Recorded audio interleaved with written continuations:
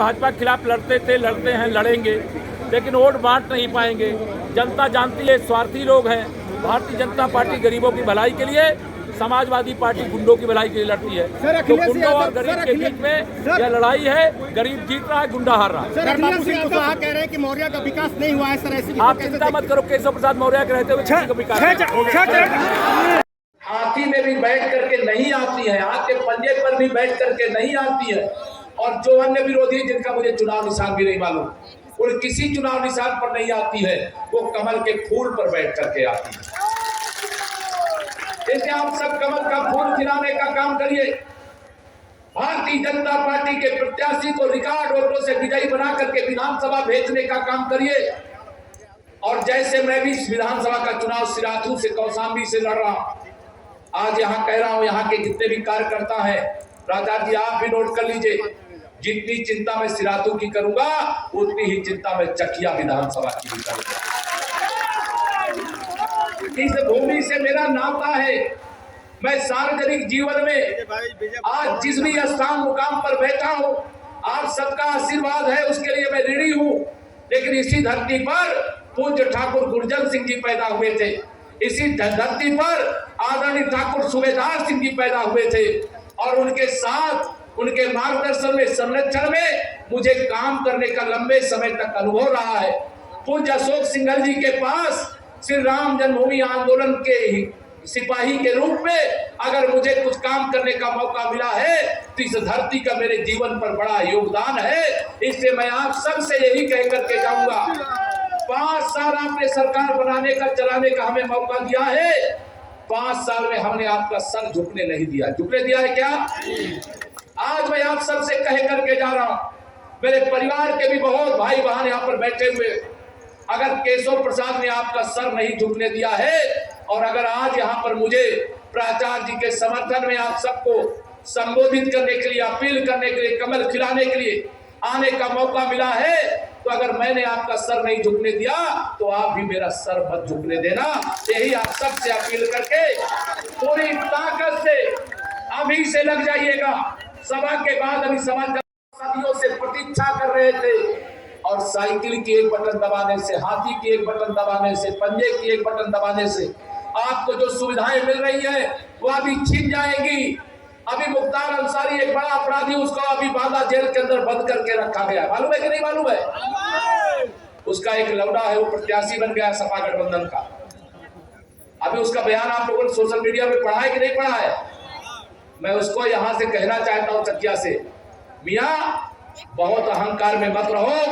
10 तारीख तक चुनाव आचार संहिता है, 10 तारीख के बाद फिर भाजपा की सरकार आ रही है, और भाजपा की सरकार आने के बाद तुम्हारे जैसे गुंडों को उल्टा लटका करके सीधा करने का काम करेंगे। अपराधियों के खिलाफ, गुंडों के खिलाफ, माफियाओं के खिलाफ कोई छूट नहीं दी जाएगी। या तो गुंडे सही रास्ते पर आएंगे, अन्यथा सही रास्ते पर लाने के लिए जो सुधार गृह बने हैं, उनको जेल में भेजने के लिए रास्ता खुला था, खुला है, खुला रहेगा। तो उन्होंने कहा था, ना मैं खाऊंगा ना खाने दूंगा, जिन लोगों ने खाया है उसको भी निकाल करके गरीबों और किसानों के चरणों में डाल दूंगा। कहा था, याद है कि नहीं याद है? अब इनके तिजोरियों से निकाल करके गरीब कल्याण की योजनाएं बना करके, गांव के विकास की योजनाएं बना करके जब वह सारा काम हो रहा है, यह सब तड़प रहे हैं, जातिवाद का सहारा ले रहे हैं, तुष्टीकरण का सहारा ले रहे हैं। लेकिन अब इनका जातिवाद चल सकता है क्या? इनका तुष्टीकरण चल सकता है क्या? आपके आशीर्वाद से अगर माननीय नरेंद्र मोदी जी के नेतृत्व में केंद्र में सरकार बनी, तो अयोध्या में रामलला की जन्मभूमि पर भव्य मंदिर का निर्माण भी हो रहा है। आप सबके आशीर्वाद से केंद्र में सरकार बनी, तो धारा 370 का भी अंत हो गया है। आपके आशीर्वाद से अगर भारतीय जनता पार्टी की केंद्र में सरकार बनी, तो बाबा विश्वनाथ जी का धाम भव्य और दिव्य बनकर के तैयार हो गया।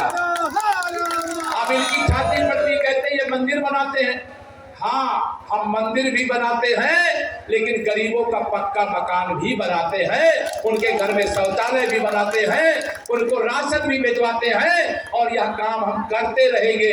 हम किसी विपक्षी से इस बात से डर करके अपने तीर्थ स्थलों का विकास नहीं रोक सकते हैं। मैं आप सब लोगों से नहीं करना है।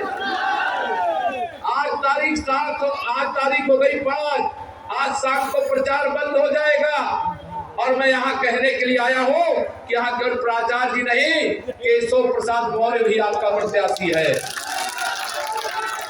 और आप सबसे यहाँ भी अपील करना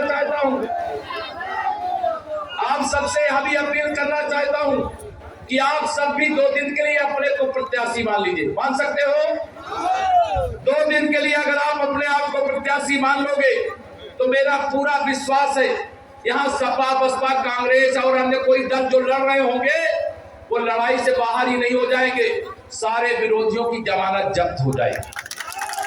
जब करोगे आप 2017 से पहले को याद करिए। 2017 से पहले उत्तर प्रदेश के क्या हालात थे? चकिया वालों याद है कि नहीं याद है? 2017 से पहले बिजली आती नहीं थी, और जब से भाजपा आ गई है तब से बिजली जाती नहीं है। अंतर आया है कि नहीं आया है?